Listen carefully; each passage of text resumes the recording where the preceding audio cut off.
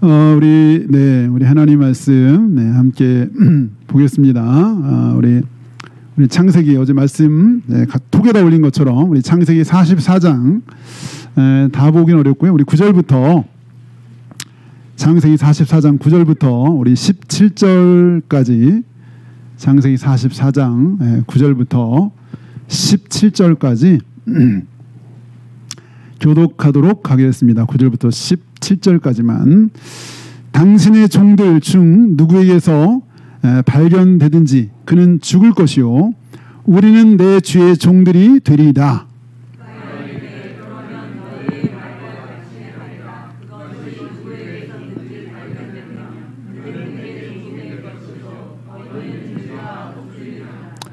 그들이 각각 급히 자루를 땅에 내려놓고 자루를 각기 푸니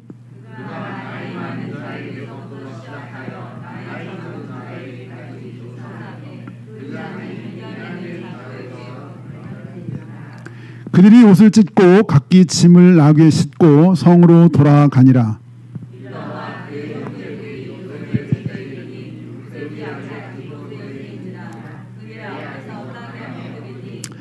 요셉이 그들에게 이르되 너희가 어찌하여 이런 일을 행하였느냐? 나 같은 사람이 점을 잘 치는 줄을 너희는 알지 못하였느냐?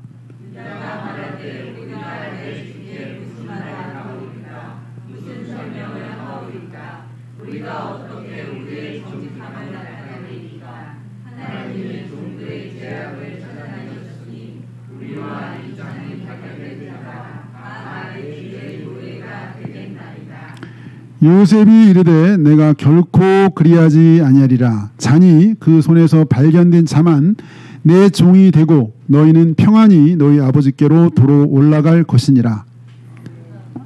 네, 거기까지네요. 네, 거기까지만 보겠습니다.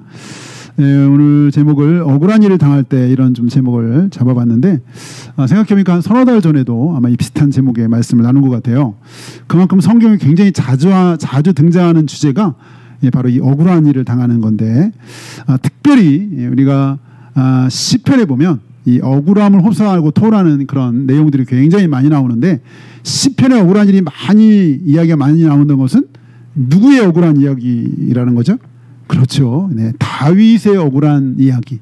다윗이 그렇게 많은 억울한 일을 당했던 사람 중에 하나였는데 예를 들면 시편 69편 4절에 보면 이런 말씀이 있습니다. 까닭없이 나를 미워하는 자가 나의 머리털보다 많고 부당하게 나의 원수가 되어 나를 끊으려 하는 자가 강하였으니 내가 빼앗지 아니한 것도 물어주게 되었나이다. 이 다윗의 어떤 상황인지 알 수 없으나 이유 없이 아무런 이유 없이 나를 미워하는 자가 머리털보다 많다. 엄청나게 많은 사람들이 이 다윗을 이유 없이 미워하고 부당하게 나의 원수가 되어 나를 끊으려 하는 자가 강하여서 내가 뭔가 장이 때 빼앗거나 이렇게 강탈하거나 그런 적도 없는데 다 물어주게 됐다.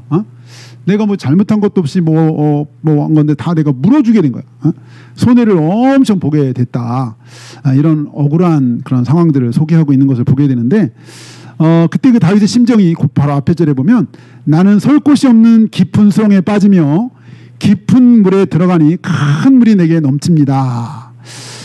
이렇게 다윗이 그때 그 심정, 자기가 억울한 일을 당할 때 설 곳이 없어요. 사방에 다 이제 자기를 미워하는 사람, 수군거리는 사람, 음해하는 사람들이 깔려 있으니 어디 설 곳이 없는 거예요. 깊은 수렁에 빠지고 깊은 물에 들어가니 큰 물이 내게 넘친다. 그러면서 그때 했던 다윗은 사실은 이런 상황이 되면 사실 아무것도 하기 어려울 텐데. 보통 이렇게 되면 참 이제 극단적인 생각밖에 안 하게 되는데 다윗은 69편 2절에 보면 3절에 보면 내가 부르짖음으로 피곤하여 나의 목이 아프며 마르며 내가 부르짖음으로 피곤하여 나의 목이 마르며 나의 하나님을 바라서 나의 눈이 쇠하였습니다. 다윗은 억울한 일을 당할 때 목이 마르도록 부르짖고 눈이 쇠하도록 하나님을 바라봤다. 이게 사실 이게 표현이 그런데 이게 참 쉬운 일은 아니죠. 이 억울한 일을 당할 때, 인생 살아가면서 가장 힘든 것 중에 하나가 이 억울한 일을 당할 때가 아닐까 싶어요. 억울한 일. 아니 내가 그럴 만한 잘못을 안 했는데 그렇게 미움을 당하거나 사람들한테 손가락질을 당하거나 사람들은 뭐 이유도 모르면서 덩달아 막 비난하고 뭐 죽일 놈이라고 그러고 막 이러면 설 곳이 없을 것 같아. 설 곳이. 예? 이 억울한 일을 당할 때만큼 또 힘든 일이 없다. 근데 이건 진리는 아닌데 그런 말이 있어요. 억울한 일을 당할 때 그렇게 이제 억울한 일, 내 잘못됐는데 악을 나한테 퍼붓는 거냐? 그럴 때 내가 악을 선으로 갚으면 이 천사가 막 도와주는데 내가 악으로 갚으면 사탄이 개입한다. 그런 말이 있어요. 이건 진리는 아니야. 성경에 나온 건 아닌데 누가 그런 말을 하는데 너무 그럴듯하더라고요. 어? 내가 악을 선으로 갚으면 막 천사가 도와준대. 그렇게 하더라고. 근데 내가 악으로 막 복수 이는 이로 막 하다 보면 사탄이 개입한다는 거예요. 거기 사탄이 개입해가지고 그럴듯하네. 막 이런 이제 생각을 했는데 네. 또 어떤 분은 뭐 그런 말 했다고 하더라고요. 인생은 기본적으로 억울한 거야. 뭐 그렇다는데 그런가? 그럴 것 같진 않은데 우리가 뭐 역사를 봐도 그렇고 우리가 주변을 봐도 그렇고 현 시대도 그렇고 참 억울한 일을 당한 사람이 주변에 참 많다. 억울한 사람이 너무 많다. 이런 참 일이 가능하면 생기지 않아야 될 텐데 네.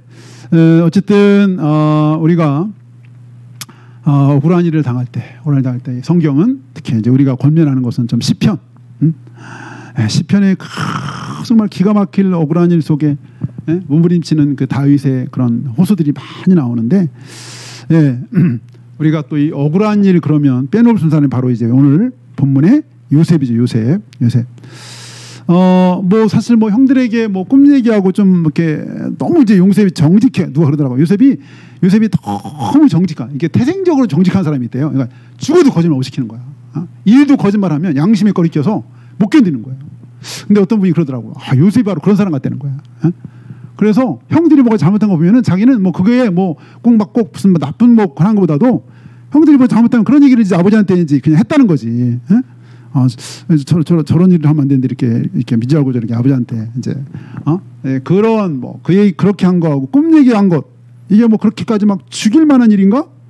어쨌든 나중에 좀 감옥에 애굽에 갔는데 좀 살만하니까 보디발 아내 때문에 일로 이게 또 감옥에 가서 그것도 수년을 사실 뭐 그리고 감옥 얘기를 하지만 안 가보면 사실 모르는데 감옥 갔다 온 얘기는 며칠만 있어도 다시는 가고 싶지 않다고. 얼마 전에 이게 자기가 0.9평의 독방으로 7개월 있다가 나온 사람 얘기를 들었는데 다시는 가고 싶지 않다고. 자기가 그렇게 감옥에 갈 만한 일을 한 것 같지 않은데 자기가 감옥에 갔었다 그러면서 막 얘기를 하는 걸 들었는데 혼자 내내 24시간 독방에서 뭐 요셉은 물론 뭐 독방은 아니었지만 어쨌든 참 그 여러 해 동안 자기가 거기에 그 감옥에 올 만한 이유가 하나도 없는 것 같은데 감옥에 그렇게 수년 동안 있게 될 때 어떨까? 그런 억울한 일을 당할 때 어떨까? 그 심정이 어떨까?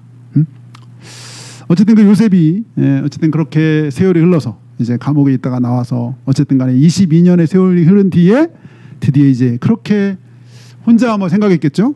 보고 싶었을 형들을 만났죠. 형들을 만났지만 우리가 아는 것처럼 시치미를 뚝 떼고 모르는 채 하면서 이 요셉이 형들한테 두 번째 테스트하는 장면이 오늘 장면이에요. 그래서 제가 오늘 좀 창세기 좀 한번 읽어보라고 미리 말씀을 드렸는데 오늘 9절을 다시 한번 보세요. 9절을 다시 한번 시작. 당신의 종들 중 누구에게서 발견되든지 그는 죽을 것이요 우리는 내 주의 종들이 되리이다. 네. 이게 이 요셉이 이제 오랜만에 형들만 첫 번째 프로젝트가 뭐냐면 얘기하다 보니까 그 아직 동생이 이제 살아있다. 그런 얘기를 이제 들으니까 이제 애굽 총리인 요셉이 그러면 네 동생 한번 데려와 봐라. 그럼 너희들이 신분을 내가 인정하겠다. 첫 번째 시험이 베냐민 데려오기 프로젝트였죠. 정말 우여곡절 속에 막 해가지고 베냐민을 결국 데려온 거죠. 베냐민 데려왔어요. 네, 여기 이제 데려왔어. 데려왔는데 요셉이 이제 드디어 진짜 정말 친동생 육신 베냐민을 보니까 너무 막 가슴 막 이 감정이 북받쳐가지고 막 또 막 울다가 막 또 겨우 참고 야 이제 동생도 왔으니 그동안 이제 대신 그동안 갇혀 있었던 형제 누구였죠? 시므온도 풀어내고 이제 베냐민까지 딱 이제 완성이 된 거예요. 12명 형제가 딱 드디어 모였어요. 그래서 요셉이 특별히 자기 집 부총리 공관으로 형제들을 다 초청해가지고 짐승을 잡고 만찬하는 거야. 풍악을 올리는, 풍악까지는 아니지만 거대한 잔치를 베풀었죠. 잔치를 베풀고 아주 정말 기분 좋게 또 막 먹고 마시고 이제 그러고서 드디어 이제 그 다음날 갇혀있던 시므온도 풀려나고 아버지가 그렇게 염려했던 이제 베냐민도 다 대동하고 11명의 형제가 드디어 고향을 향해서 출발하는 거죠. 야, 그때 얼마나 막 기분이 좋고 막 아마 찬양을 하지 않았을까요? 막 형제들이 그렇게 아버지가 못 보낸다고 했던 베냐민들이 멀쩡하게 이제 들어가게 됐고, 그동안 또 어쨌든 혼자 갇혀있던 시몬 형도 이제 다시 동행하게 됐고, 자루에는 막 곡식이 꽉 차서 다음과 얼마 동안에는 우리가 걱정하고 식량 걱정 않고 먹고 살게 됐고, 집에 고향에 있는 처자식들을 막 오매불만 그 굶주림 속에 빨리 오기를 기다릴 텐데, 이야, 빨리 가서 이 기쁜 소식을 아버지한테 전해야지라고 생각하면서 즐거운 발걸음으로 확 가고 있는데 달려오는 거예요. 뭐 뭘 타고 왔니? 나 말 타고 왔니? 낙이 타고 왔니? 누가 뭐 가지고 계속 거라. 계속 거라. 딱 보니까 누구였어요? 요셉이 보낸 총리가 보낸 관리인 청직이었어요. 청직이. 그래가지고 딱 와가지고는 잠깐만. 왜 그러나? 우리 지금 즐겁게 집을 향해 가고 있는데 왜 그러나? 했더니 와서 하는 말 대자고 너희를 어떻게 선을 악으로 갚을 수 있느냐? 너희들 그렇게 풍성하게 먹여주고 그 시골 천국에서 너 알지도 못한 너희들을 이렇게 풍성하게 먹이고 막 죽여 이렇게 자세한 건 없지만 어떻게 너희들을 그런 일 할 수 있냐? 너희들 어떻게 우리 주인 나리 요셉 나리께서 그렇게 애지중지 점을 치고 하는 그 귀한 그 보배, 이거 엄청 중요해야 돼요. 그 법의 은전을 훔칠 수가 있느냐? 우리 주인이 이 요양을 모르느냐? 점쟁이야. 요양하는 죄 다 알아. 너희들을 훔친 거 다 알아. 그랬더니 이제 막 형제들이 이제 깜짝 놀래가지고 도대체 그게 무슨 말입니까? 저희들은 결단코 맹세하노니 그런 일은 죽어도 있을 수가 없습니다. 우리가 얼마나 우리가 깨끗하고 결백하게 살아왔는데 결코 그럴 수가 없고, 만약에 그거 누구한테 발견된 그 사람은 그냥 죽이세요. 우리는 당신의 다 종이 되겠습니다. 그 얘기가 지금 우리 9절에 그게 다시 한번 9절 읽어봐요. 9절 다시 한번 시작. 당신의 종들 중 누구에게서 발견되든지 그는 죽을 것이요 우리는 내 주의 종들이 되리이다. 네, 그렇게 이제 결백을 주장하고 우리에게는 도무지 그런 일이 있을 수 없다. 라고 얘기를 했죠. 그랬더니 이제 10절 봐요. 10절 같이 시작. 그가 이르되 그러면 너희 말과 같이 하리라. 그것이 누구에서든지 발견되면 그는 내게 종이 될 것이요 너희는 죄가 없으리라. 네. 그 얘기를 듣더니 그 형제가 그럼 너희 말대로 좋다 하였다. 근데 너희 말대로 안 했어. 너희 말은 그 발견된 사람은 죽고 우리는 종이 된다 그랬는데 이 사람은 아니야. 그냥 발견된 사람만 종이 되면 돼. 이렇게 얘기했죠. 그러면서 이제 이 형제들은 뭐 정말 뭐가 꿀린 게 없으니까 까봅시다. 까면 될 거 아니에요. 깝시다. 해가지고 깠는데 어찌 또 이 관리인이 어찌 또 이렇게 알았는지 청지기가 알았는지 보니까 이렇게 또 이렇게 장유유서로 쫙 까네. 우리 수련회 때는 밑에도 못했는데 우리 수련회 때 애들 여기는 거꾸로 이 청지기도 이제 높은 사람을 알아. 우리도 사실 헷갈리잖아. 이 장유서 이게 4명을 알아 순서. 처음에 이제 누구죠? 처음에 누구부터? 루벤, 시므온, 레위, 유다까지는 자세히 알아. 그 다음은 좀 헷갈려. 그때 막 종 막 이렇게 섞어가지고 아마 단 이렇게 될 거예요. 근데 어쨌든 이제 순서대로 쫙 가니까 형제들 입장에서는 이거 봐요 없다고 했잖아요. 뭐 4명, 5명 쫙 다 열어봐도 없는 거야. 뭐 5명, 6명, 뭐 7, 8명 없는 거야. 봐요 없잖아요. 아무리 드셔봐요. 우리가 얘기했잖아요. 없다고. 말을 못해도 속으로 이제 막 10번째까지 다 했는데 아무도 없는 거야. 10번째. 보라고. 이제 누구만 남았어요? 근데 이 관리인은 누구 속에 있는지 알아요, 몰라요? 알죠. 아는데 모르는 재심이 딱 떼고. 그것도 어떻게 또 저기서 형들부터 쫙 그렇게 이렇게 또 스릴 있게 저희 형들부터 이 참 관리 청지기도 굉장히 그 위트가 있는 것 같아요.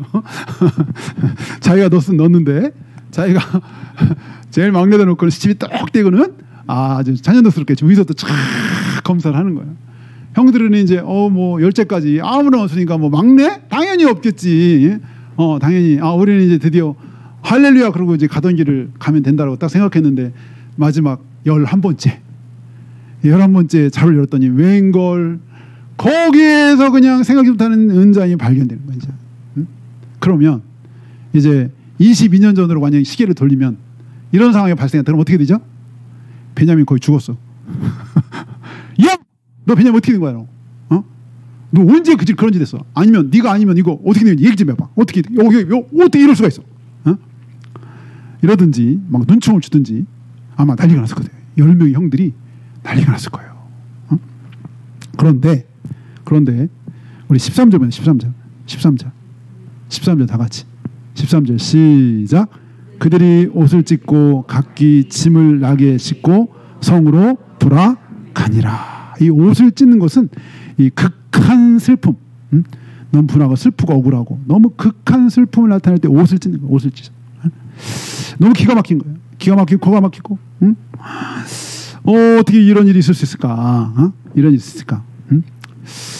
네, 여러분 형제들은 어땠을까요? 이 요셉의 일말의 요셉을 의심했을까 안 했을까요? 몰라요. 모르겠는데. 요셉은 일단 그거 이제 접어놓고 일단 요셉은 왜 아니 오랜만에 이렇게 이제 동생까지 만났는데 이렇게 동생을 속여가면서 공경에 빠지게 하는가? 왜 이렇게 누명을 덮어 씌우면서 억울한 누명을 씌우면서 이렇게 공경에 빠지게 하나? 아니 사랑하면 사랑하는 대로 진짜 사랑한다면 이렇게 막 누명을 씌워가지고 어려움에 빠지게 할 수가 있나? 도대체 뭘 원해서 뭘 보려고 무슨 네? 붙잡으려고. 이야 그렇겠죠. 붙잡으려고. 그래 맞아요. 이 형들이 과연 그러니까 자기 22년 상황을 재현한 거예요. 22년 전에 그때는 요셉이 형들이 팔려 혼자 애굽에 남겨졌잖아요. 지금 이 상황이면 이제 누가 남아야 돼요? 베냐민이 혼자 남아야 돼. 그럼 이제 베냐민이 혼자 이렇게 남게 된 상황에 과연 형들은 22년처럼 그래 너 혼자 남고 우리는 간다. 잘 떨어졌다. 안 그래도 미운데. 이럴 것인지 아니면 형들이 뭔가 달라져서 뭔가 다른 반응이 나올지. 네. 그런 상황 궁금하기도 한 거죠. 과거에 시기심으로 요셉을 팔았던 형들이 이제 막내인 베냐민 공격에 처했을 때 어떤 반응을 보일 것인가? 이처럼 형제 이 요셉을 베냐민을 버리고 포기할 것인가? 아니면 과거와 달리 끝까지 책임지고 보호할 것인가? 네, 어쨌든 이 범죄한 베냐민 현재 상황으로는 이제 혼자 애굽에 남게 될 상황이 된 거죠. 한편 이 베냐민을 볼 때는 이 억울한 누명을 쓰게 된 거예요.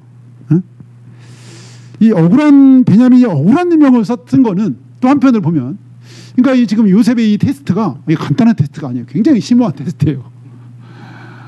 첫째는 아까 말한 것처럼 20년 전에 혼자 있을 때 그 상황. 또 두 번째는 이 억울한 일, 오늘 주제죠. 억울한 일을 당할 때. 이 베냐민이 지금 누명을 쓰게 됐어요. 과거 이 자기가 누명을 썼잖아요. 적어도 두 번째 보디발의 아내한테 누명을 썼을 때 그때 이제 막 보디발 아내가 유혹할 때 할 수 없어서 자기가 막 옷을 붙잡고 유혹하니까 옷을 놔두고 막 도망갔잖아요. 도망갔어. 그랬더니 바로 그 아내가 스탠스를 바꿔서 집안 사람들 다 불렀어. 그죠?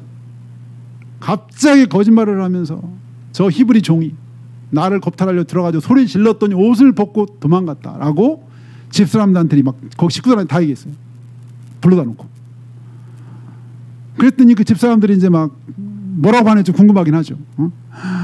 겉으로는 멀쩡하게 생겼는데 뒤로 그렇구나. 근본이 그렇지. 노예로 팔려도 지가 변수 있나? 이야 겉으로는 착한 척 온갖 선한 척은 다 하더니 뒤로 저런 나쁜 놈이었어? 라는 등 온갖 소리가 막 퍼지겠죠? 쫙 퍼지는 거예요. 비난이 막 쏟아지는 거예요. 감당하기 어려운 거예요. 어디 발표지 왜 가는 것만 수근수근 막 이런 소문이요. 소문이 또 잘 나요. 이런 소문은 이거는 막 거의 빛의 속도로 막 쫙 하는 거예요. 이게 누명을 쓰고 억울한 일 당하면 정신을 잃어요. 정신을. 정신을 잃어요. 그러니까 보통 이제 뭐 세상 사람들은 이제 막 이런 일, 억울한 일 당하면 이제 극단적인 생각을 하게 되죠. 발 붙일 곳이 없네. 아까 그 다윗처럼 발 붙일 곳이 없는 거예요. 발 붙일 곳이 없어. 일단 이렇게 이런 누명을 쓰면 일단 명예가 팍 떨어져요. 자존심 바닥을 쳐요. 나의 모든 전제가 완전히 이제는 완전히 그냥 짓밟히는 거예요. 나의 삶의 전 존재가 완전 짓밟히고 살아온 인생이 다 짓밟혀요. 제로가 아니라 마이너스예요. 마이너스 100. 누명을 쓰면 그냥 그 한 가지로 이 사람의 인생은 끝이에요. 다 매도돼요. 그동안 그 사람이 잘했던 거 이런 거 다 날라가. 한순간에 사람이 완전 악마가 되는 거예요. 악마. 누명이 엄청나게 억울하고 무서운 거죠. 그걸 누가 당해봤어요? 요셉이 당했어요. 호소할 데가 없어. 가장 약자예요. 팔려온 노예. 어디 호소할 데가 없어요. 누구한테 들어주는 사람이 없어요. 아무도. 그렇게 억울하게 최소한 2년 이상 더 오랜 세월을 그 일 때문에 옥에 갇혔었어요. 근데 이번에 자기 사랑하는 동생 베냐민한테 이 누명을 씌운 거예요. 그 누명 썼을 때 과연 형제들은 어떻게 하나. 근데 지금 우리가 억울한 얘기가 나왔으니까 하는 얘기지만 사실은 이 땅에서 가장 억울한 분 누구죠? 억울한 분? 억울하기로 말하면 가장 억울한 분은 예수님. 왜냐하면 예수님은 정말 십자가의 근처에 갈 만한 일도 안 해요. 일의 죄도 없어요. 일의 죄. 다시 말해서 예수님을 죄인이라고 십자가에 못 박았으면요, 이 나머지 모든 인류는 수천 번 십자가에 못 박아야 돼. 예수님을 죄인이라고 십자가에 못 박았다면 모든 인류는 수억 번 십자가에 다 못 박아야 돼. 왜? 예수님은 죄가 1도 없는데 못 박았단 말이에요. 죄인이라고. 죄가 1도 없는데. 그럼 우리는 이 죄가 1도 없는 사람이 어디 세상에. 예수님 십자가에 못 박았다면 모든 인류는 수천 번 십자가에 못 박아야 돼. 그러니까 가장 억울한 분은 예수님이에요. 이 인류를 통틀어서. 예수님.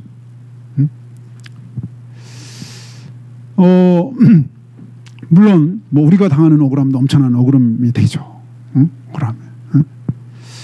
근데 어쨌든 예수님이 그런 엄청난 억울한 일을 당해서 인류가 구원을 얻게 됐어요. 이 요셉이 억울한 일을 닦으면서 형제들이 변화가 있었어요. 오늘 이제 두 번째 테스트, 이게 억지로 누명을 그냥 씌운 거지만 베냐민이 이렇게 누명을 쓰면서 형제들의 진면목을 보게 됐어요. 형제들의 진면목.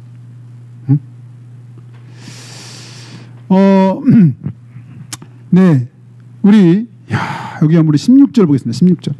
16절 다 같이 시작. 유다가 말하되 우리가 내 주께 무슨 말을 하오리까? 무슨 설명을 하오리까? 우리가 어떻게 우리의 정직함을 나타내리까? 하나님이 종들의 죄악을 찾아내셨으니 우리와 이 잔이 발견된 자가 다 내 주의 노예가 되겠나이다. 이야, 이 유다가요 엄청난 얘기를 했어요. 엄청난 얘기. 실로. 이야, 여기 여러분 혹시 제가 어떻게 읽었는지 모르지만 어떻게 우리의 정직함, 어떻게 우리가 이게 설명을 할게. 다시 말하면 이 적어도 유다가 지금 말할 때는 이 베냐민이 훔쳤다고 생각해 안 해요? 훔쳤다고 생각 안 하는 거예요. 이 베냐민 우리는 결백합니다. 우리는 결백해. 어떻게 우리의 정직함을 나타내겠습니까? 그런데 우린 정직하고 우린 결백한데 굉장히 중요한 얘기를 했어요.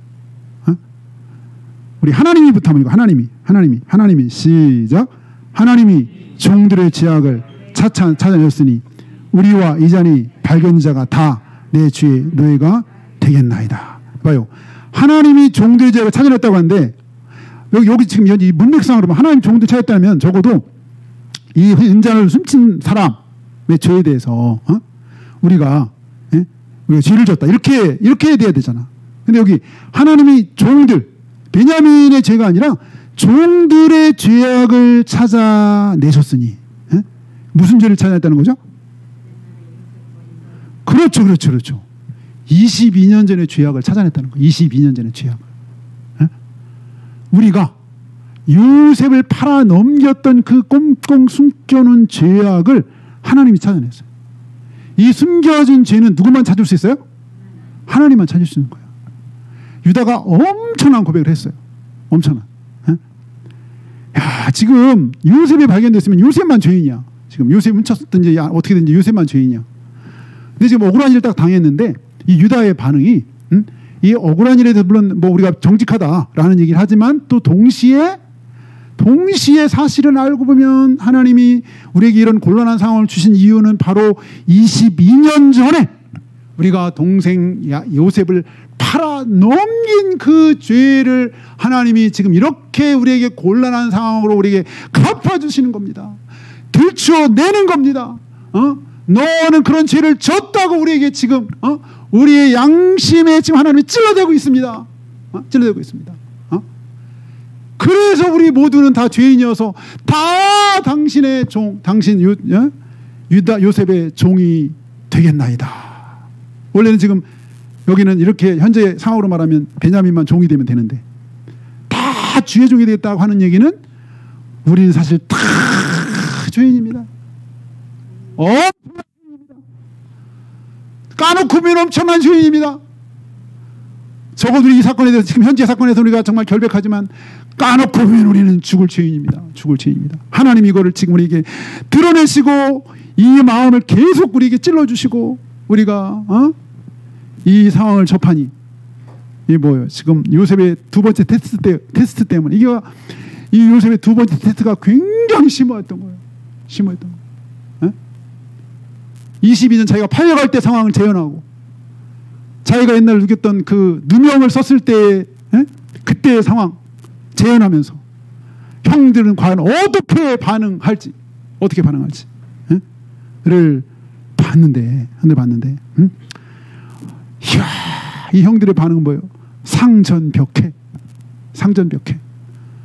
뽕나무 밭이 바다가 됐어요. 뽕나무가 바다가 됐어요. 도대체 어떻게 이럴 수가 있어? 그랬더니 17절 밀어붙이죠. 17절 우리 다시 한번 보겠습니다. 17절 시작. 요셉이 이르되 내가 결코 그리하지 아니하리라.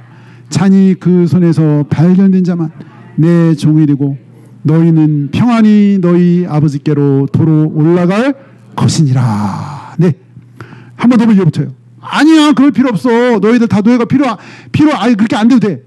여기 지금 이 자녀 발견 이 사람만 종이 되면 되는 거야. 너희들은 그냥 올라가. 너희 아버지께로 돌아가. 너희 평양에 돌아가. 이때 야, 유다를 비롯한 나머지 형제들이 혹시 지금 이 요셉의 얘기를 듣고 평안히 너희 아버지께로 도로 올라가라 라고 했을 때 어쩌면 순간적으로 저 시골 가나안 땅에서 자기를 기다리는 누구? 이 형제들은요 다 결혼해가지고요 첫 자식이 다 있어. 대부분 첫 자식이 다 있어.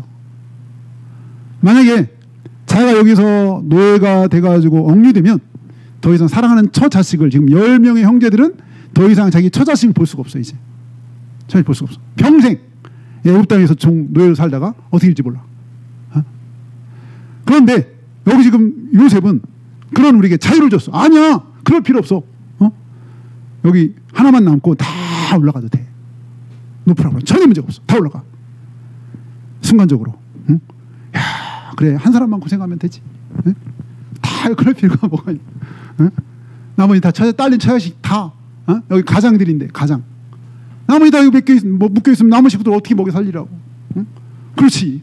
한 사람만 있으면 되지. 응?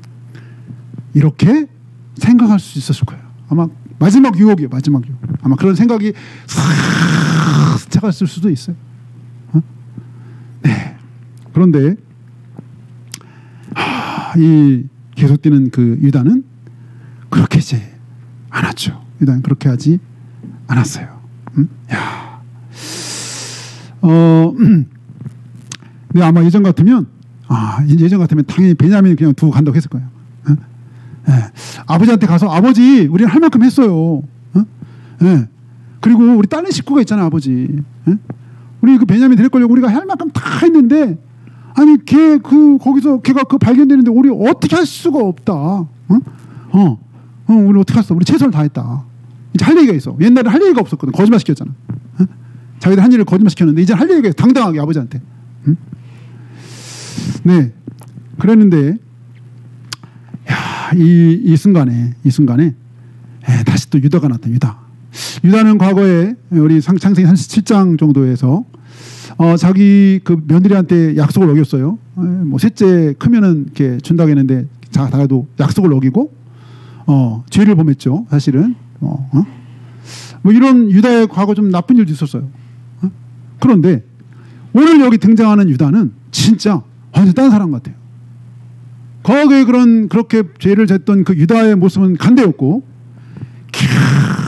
유다가 여기 이제 18절 우리 지난 수요일 날 되고 봤는데요.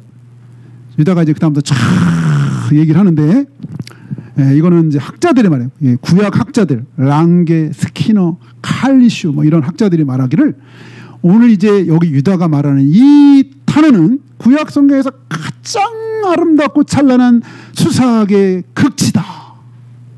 극치. 근데 너무 감동적이에요. 근데 감동적인 이유는 진심이기 때문에. 진심. 가식이 아니야. 그냥 여기 좀 모면하려고 그냥 탄원하는 게 아니야. 베냐민 구제하려고 그냥 거칠에 입만 반지르라는 소리가 아니고 이 정말 중심에서 나오는 그런 이 소리인 거예요. 소리. 네? 장엄하고도 숭고한 그 진실이 막 묻어나는 그런 탄원이었어요. 너무 감동적이에요. 너무 감동적. 네. 이제 먼저는 유다가 얘기를 해요. 지난번에 했던 얘기인데 그거 다시 한번 상기시켜줘요. 우리 한번 잠깐 해볼까요? 20절 볼까요? 20절. 우리 20절. 네, 20절 시작. 우리가 내 주께 아뢰되 우리에게 아버지가 있으니 노인이요 또 그가 노인에 얻은 아들 청년이 있으니 그의 형은 죽고 그의 어머니가 남긴 것은 그뿐이므로 그의 아버지가 그를 사랑하나이다 하였더니, 이게 이제 먼저 했던 얘기예요. 거기 이제 그 19절부터 나오잖아요. 이전에 내 주께서 종들에게 물으시되 너희는 아버지가 있느냐 아우가 있느냐 해가지고 그때 우리가 이렇게 얘기했다. 우리에게 아버지가 있는데 노인이요. 그러니까 노인에 얻은 아들 청년, 이게 누구죠? 베냐민. 이 노인은 약 나이를 생각하면 약 109세쯤 된 거예요. 109세. 누가? 야곱이 109세 때 얻은 아들 베냐민.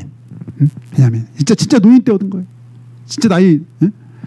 노인이 얻은 아들 청년이 있으니 그의 형은 죽고, 그 형이 누구죠? 요셉은 죽고, 그의 어머니가 남긴, 그의 어머니는 누구죠? 라헬이 남긴 것은 그분은 누구예요? 그렇죠. 네, 잘 알고 있습니다. 그의 아버지는 누구죠? 그렇죠.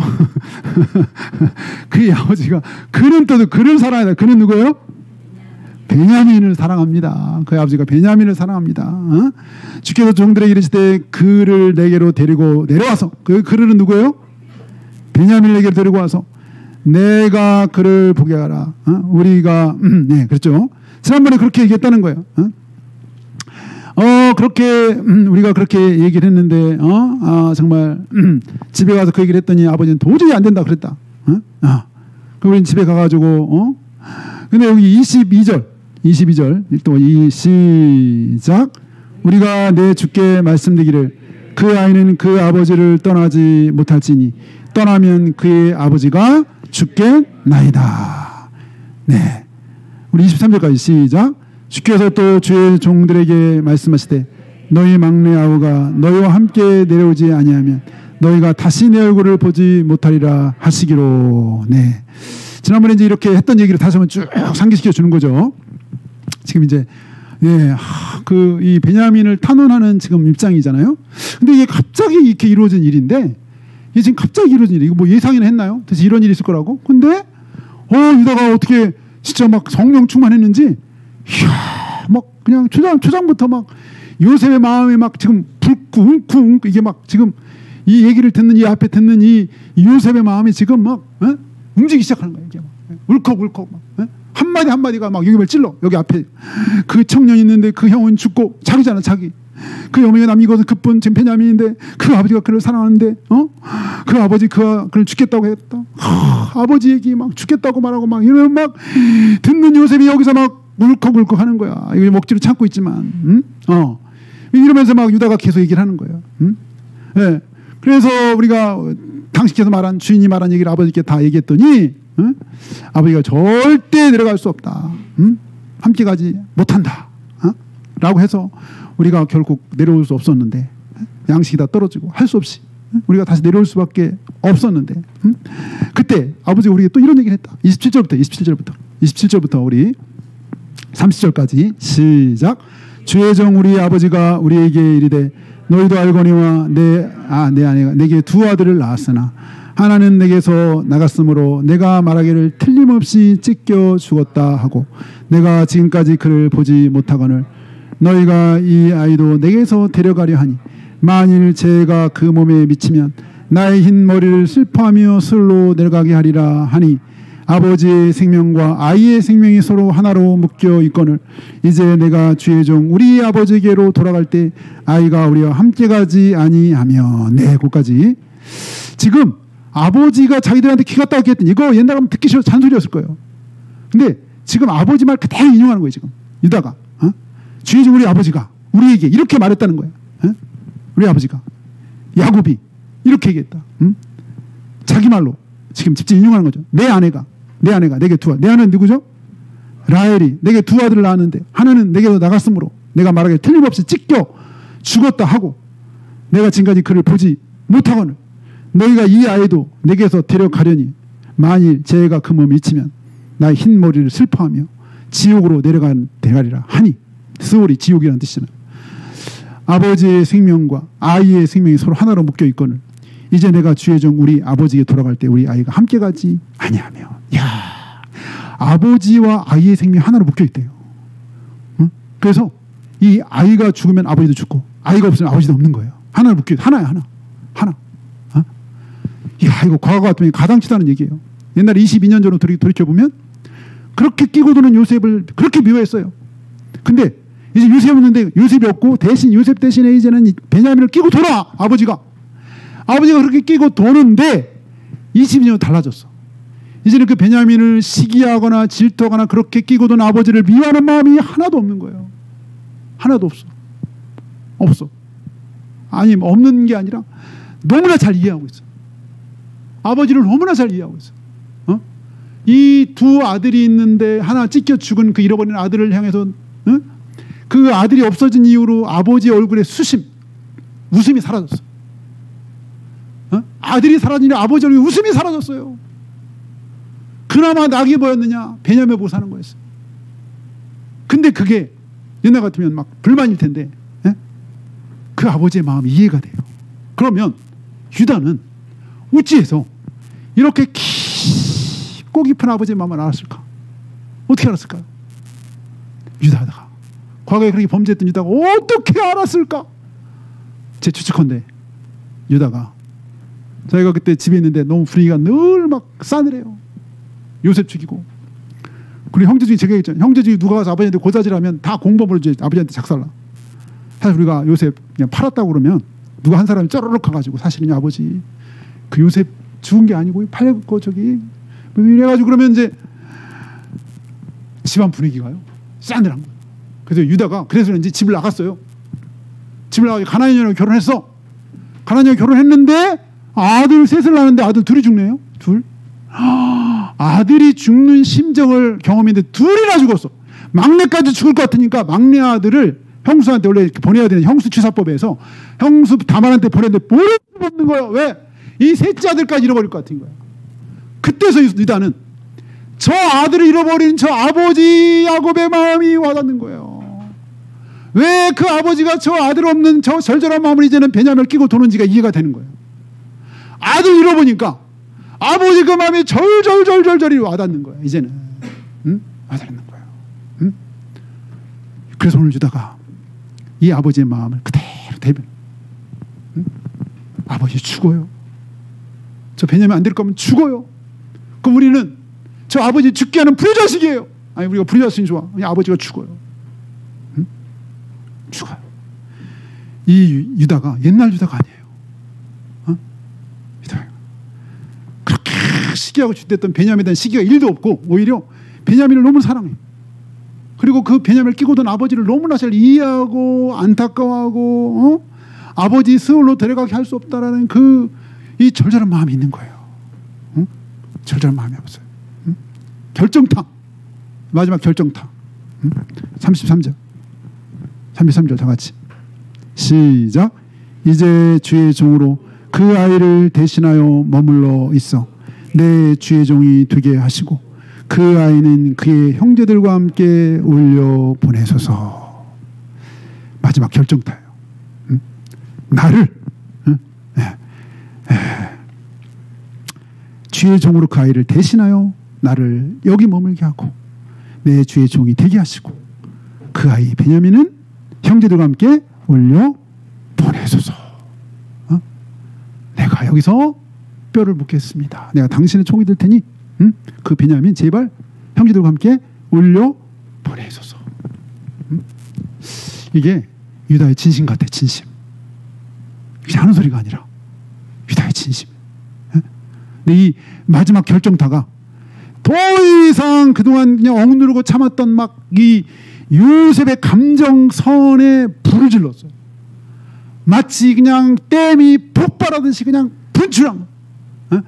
더 이상 참을 수가 없어. 견딜 수가 없어. 이거 우리 지난번에 봤죠. 또 봐요. 우리 45장 1절부터 3절까지. 1절부터 3절까지. 1절부터 3절까지 시작. 요셉이 시정하는 자들 앞에서 그 정을 억제하지 못하여 소리질러 모든 사람을 자기에게서 물러가라 하고 그 형제들에게 자기를 날리니 그때 그와 함께한 다른 사람이 없었더라. 요셉이 큰 소리로 오니 애굽 사람이 애굽 바로의 궁중에 들리더라. 요셉이 그 형들에게 이르되 나는 요셉이라 내 아버지께서 아직 살아 계시니까 형들이 그 앞에서 놀라서 대답하지 못하더라. 네. 얼마나 방성되고 크게 울었으면 저 궁중에까지 다 들었어. 이 총리 공간과 바로 궁이 얼마나 또 사이가 떨어졌는지 모르겠으나 그 당시엔 막 담이 높잖아요. 구중 궁궐인데 막 거기까지 들렸어. 얼마나 막 이 요셉이 막 울어댔으면 얼마나 22년 동안 쌓였던 막 그 감정이 폭발한 거야. 폭발. 마치 진짜 막 댐이 막 터지듯이 막 터졌어. 감정선이 더 이상 참을 수 없어. 겁할 수 없어. 저 주사람 다 물러가라고 하고 막 우는 거야 그냥. 막 39살 이제 중년이 된 남자는 울지 않는데 남자는 죽을 때까지 울으면 안 되는데 울기 시작하는 거야. 이 남자가 울어요. 총리께서 울고 계세요. 방송되게 갑자기 소문이 쫙. 그때 도대체 무슨 소리냐? 파라오가 듣고서 도대체 이게 뭔 소리냐? 알고 봤더니 총리께서 지금 울고 계십니다. 왜 우느냐? 형제들을 만나서 울고 있습니다. 요셉이 그동안 무쇠돌이 요셉인 줄 알았는데 억울한 일 당해도 한마디도 안 하지. 뭐 무슨 일 당해도 그냥 불평 한마디 안 하지. 사람 탓, 원망, 조상 탓, 환경 탓 한 번도 안 하지. 무쇠인 줄 알았는데 무쇠가 아니었어. 요셉이 무쇠가 아니었어. 이렇게 감정이 풍부한 사람이었어. 이게 세 번째 우는 거예요. 사실 세 번째. 그동안 막 울다가 참고 막 이랬는데 여기서는 더 이상 어떻게 견딜 수가 없어요. 그 유다의 결정적인 안 그래도 처음부터 그냥 막 울컥울컥 했는데 유다 나를 종이 되게 해달라. 주세요. 베냐민 살려주세요. 아버지 죽어요. 아버지 죽어. 더 이상 참을 수가 없었어요. 요셉이 참을 수가 없어요. 그냥 22년 쌓인 이 터져나온 거예요. 이 형들은 갑자기 아닌 이 무슨 한밤중에 무슨 복창 두드리는 소리인가? 아니 높으신 지금 거의 바로보다 더 영향력이 커. 바로는 지금 이 애굽의 전 대제국 파라오는 이름만 있어. 파라오는 이름만 있어. 이 가장 큰 영향력이 있는 이 엄청난 애굽의 이 총리 나리께서 아니 우리가 20년 전에 팔았더니 그 됩니까 말이 돼. 아무도 말도 못하고 얼어버렸어. 이게 꿈이야 생시야, 이게 드라마야 만화야, 이게 저때 픽션이야 논픽션인가 이러고 있는 거죠. 네, 너무 길었습니다. 여기까지 해야 될 것 같아요. 네, 여기까지 하겠습니다. 결론은 열린 결론. 알아서. 오늘 제목이 억울한 일을 당할 때라는 걸 했는데, 정말 어떻게 보면 억울한 일을 당할 때 오히려 이 형제들은 물론 하나님이 하신 거겠죠. 자기들의 과거의 잘못을 생각하게 됐고, 그것을 고백을 하면서 이제는 달라진 모습으로 진심으로 형제를 사랑하고 아버지를 이해하고 사랑하고 이렇게 뜨겁게 사랑하는, 어쩌면 이 땅에 있는 교회의 샘플, 이 모습은 이 땅 지상교회의 샘플, 천국의 모형, 지상교회가 추구해야 될 모습이 아닌가. 그리고 우리의 가정들의 샘플, 이렇게 정말 대신 자기가 억류되겠다고 자청한 이 유다의 모습 속에 우리가 누구 모습이 보여요? 예수님의 모습이 보이는 거지. 예수님의 모습이 보이는 거야. 내가 대신 노예가 되겠다. 다 올라가라. 내가 대신 노예가 되겠다. 네. 결국은 우리가 아는 대로 유다의 후손 중에 누가 오시죠? 예수님이 오시죠.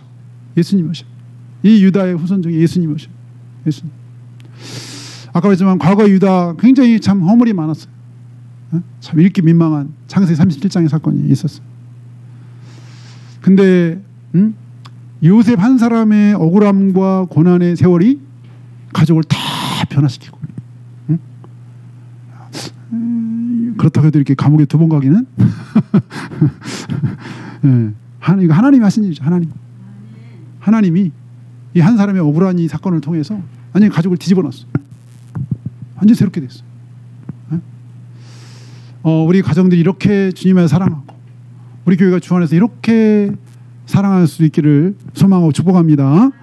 같이 기도하겠습니다. 기도할 때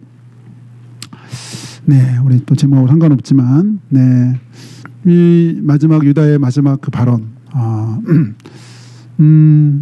참으로 주 안에서 흘러가는 세월 속에 하나님이 그들의 마음을 만지시고 변화시키시고 새롭게 하시고 다듬으셔서 너무나 멋지고 너무나 아름답고 이제 형제를 위해서 내 목숨을 대신할 수 있는 살신 성인, 자기가 대신 희생할 수 있는, 탓하지 않고 질타하지 않고 니 탓하지 않고 이런 놀라운 믿음의 사람, 하나님의 사람으로 변화되었는데, 하나님은 우리가 주 안에서 이렇게 또 변화되고 주님을 닮고 하나님의 사람 되기를 우리들 기대하시는데, 하나님 우리가 주님 만날 때까지 지나가는 세월 속에 우리 삶이 날마다 새로워지고 변화되고 주님을 닮아가는 삶이 되게 하시고, 주님을 사랑하고 형제자매를 사랑하고 가족들을 사랑하는 우리가 될 수 있게 주님 인도해 달라고, 우리 안에 진실로 하나님의 사랑이 우리 안에 있게 하셔서 이렇게 형제자매들, 사랑하는 가족들을 사랑할 수 있는, 참으로 사랑할 수 있는 우리가 되게 해달라고 같이 기도하겠습니다. 할렐루야. 하나님 아버지 하나님을 감사합니다. 아버지 하나님,